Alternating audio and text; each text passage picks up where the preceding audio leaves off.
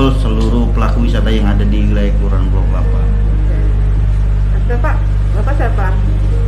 Oh, saya anggota Popdaris Kelapa Tunggal, Bu. Nama saya Sabeni, Bu. Saya selaku tour guide hari-harinya, Bu. Sudah bisa nyelam berarti kan kemarin ya? Bisa nyelam, bisa semua nyelam kita. Insya Allah belum pasti bisa, Bu. Insya Allah. Yang pertolongan kalau wisatawan ada masalah udah bisa ya? Apa namanya safe ya, Bu ya? Sari ya. Untuk yang menyelam gitu. Sudah. Tingkatan level ya, Bu, nanti kita ada yang sudah. Tapi belum tersertifikasi gitu. Ada ya. Siapa lagi Pak anggotanya, Bu? Kenalkan diri, Pak. Ya, Bu, nama saya Muhammad Nur, Bu. Kami dari anggota Popdaris Pemandu Wisata. Pemandu wisatanya ya. Halo, Pak. Nama saya Jupri Ali, saya anggota Popdaris. Saya salah satu pemandu wisata lokal di Pulau Kelapa juga. Ini Pak selamat.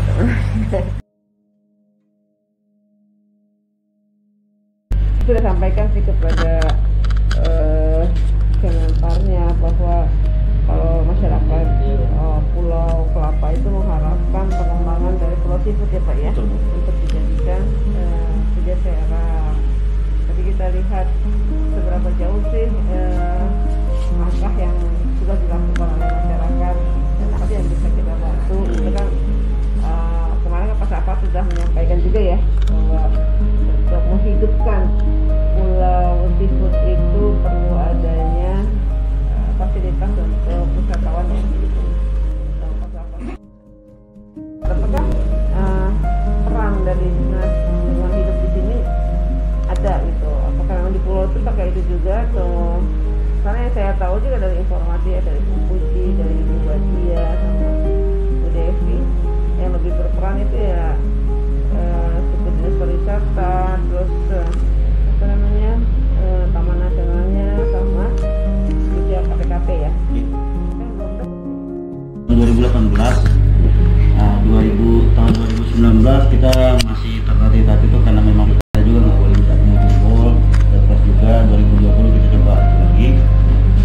Terus kita ada target untuk pembangunan atau mungkin dalam arti adalah peningkatan fasilitas lah ya, fasilitas wisata. Jadi sarana wisata di kita itu memang masih tradisional ya, masih sifatnya alami.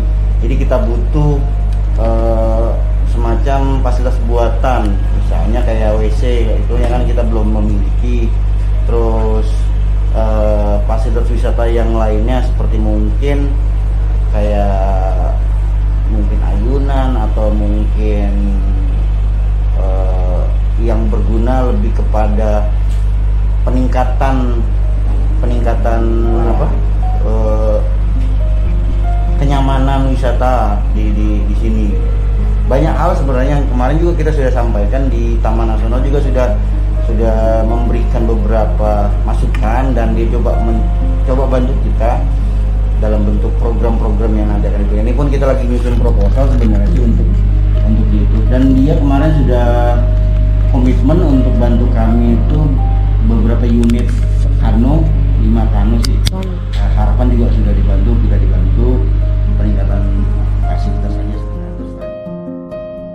Dari kita urunan itu sudah kita lakukan ya, misalnya bikin ikon, terus nama, swadaya teman-teman masyarakat, terus kita pendataan homestay sampai kampanye homestay kita sudah videokan loh, supaya biar nanti dilihat di masyarakat, di wisatawan, apalagi laporan pemerintahan lebih penting. Saya pikir itu bahwa upaya kita itu udah pernah mendatangkan, tapi himbauan untuk menyadarkan luas pada COVID. Terus terkait masalah polusi pot ini, memang dari program kita cukup panjang, kita sudah bikin programnya kemarin kita masih tulis-tulisan ya. Ya, ada dari jangka pendek, menengah sampai jangka panjang, dan saya pikir ini target yang walaupun sederhana, saya pikir ini cukup berat kalau seandainya kita nggak sama-sama, nggak saling koordinasi dan komunikasi. Karena memang tujuan murni kita adalah peningkatan ekonomi di Pulau Kelapa. Mas, kalau mungkin begini perlu disampaikan juga, kalau ke Pulau Kelapa ini tujuan destinasinya kemana? Setahu saya kan terbatas ya kalau di sini kan. Kalau di kita sekarang tuh lagi menggali potensi budayanya. budaya, wisata. Kalau pantai-pantai nggak ada. Wisata alam tetap kita ke pulau juga, ke apa? Ke pantai itu masih ke pulau. Ke tempat lain ya. Ke jelajah pulau juga. Sama dengan Harapan. Jadi wisata Harapan dengan Kelapa itu bedanya cuma homestay saja sebenarnya. Di Harapan cuman hanya sebatas stay saja untuk transit saja, di Kelapa juga demikian. Nah, makanya kita sedikit menginovasi dengan adanya Pulau Siput gitu. Jadi kita nanti membuatnya pantai dan beberapa trekking mangrove serta mungkin kuliner yang ada di dalamnya gitu. Udah transit lah ya nanti. Paling nggak ada tujuan kan sekarang misalnya di Harapan kan ada makan Harun tuh. Oh kita makan di sana aja. Kalau udah datang dari darat ke sini aja makannya ke sini Bu, walaupun acaranya misalnya enggak ada tujuan. Ada tujuan yang ditarik. Kalau Harun kan memang tidak terkondisikan karena memang dia ada usaha sendiri. Kalau kita kan memang mengkondisikan supaya ini benar-benar memiliki fasilitas yang karena memang masih terbatas ya Mas. Restoran yang ada yang pramuka namanya apa tuh? Nusa Resto. Nusa Resto.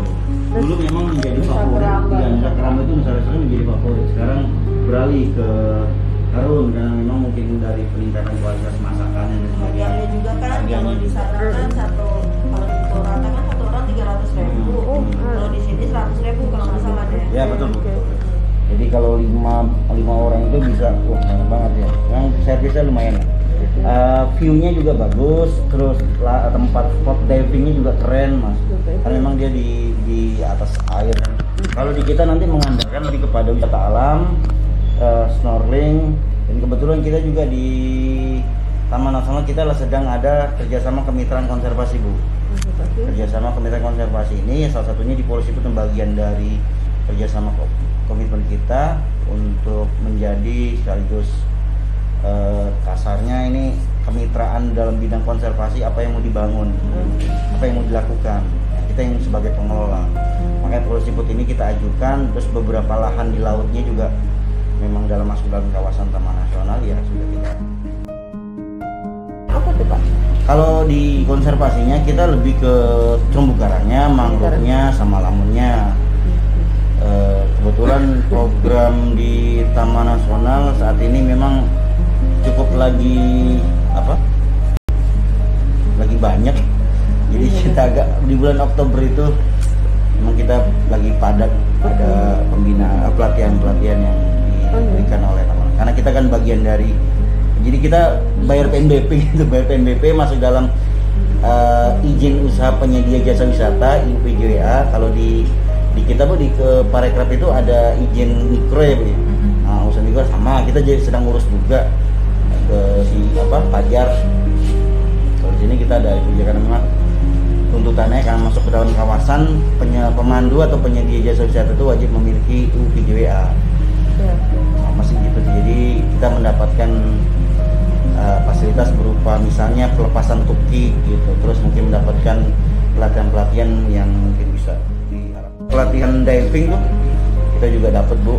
Ya alhamdulillah sih dari situ mungkin ada nilai plusnya dari keikutsertaan kita di UPJWA.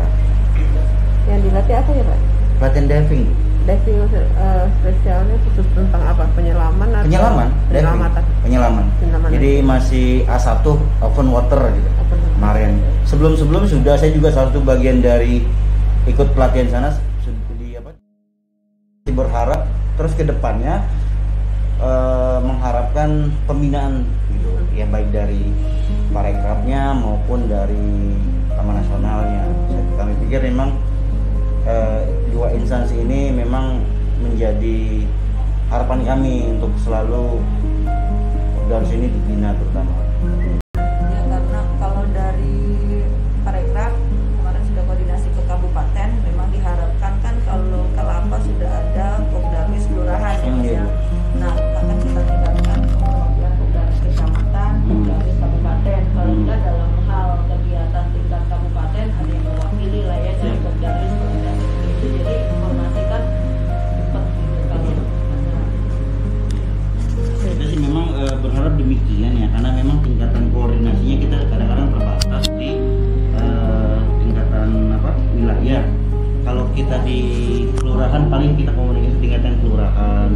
Ya bisa saja sih tinggal kecamatan atau kabupaten kita lakukan komunikasi, tinggal bagaimana kebutuhan kita peranan. Tapi kalau sudah ada yang posisi berada di tingkat kabupaten atau kecamatan, enak ada komunikasi lanjutan tingkat